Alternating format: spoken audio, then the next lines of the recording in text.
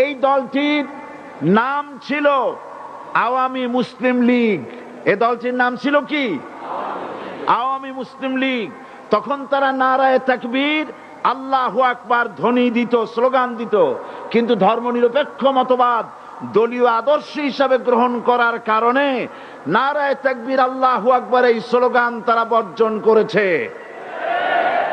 1972 সনে যখন তারা ক্ষমতায় এলেন, তখন সংবিধানের শিরোনামে মুসলিম প্রথা সিদ্ধ বিসমিল্লাহির রহমানির রহিম তারা পরিত্যাগ করেছিল।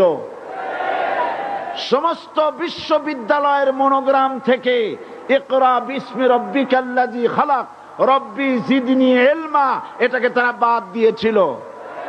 সলিমুল্লাহ মুসলিম হল এই নাম থেকে মুসলিম শব্দ বাদ দিয়েছিল।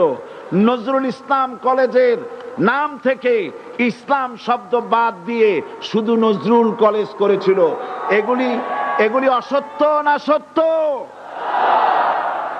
বর্তমান এই সরকার ধর্মনিরপেক্ষ হওয়ার কারণে ইসলাম এবং মুসলিম বিদ্বেষী, তার অসংখ্য প্রমাণ এই জাতির কাছে রয়েছে।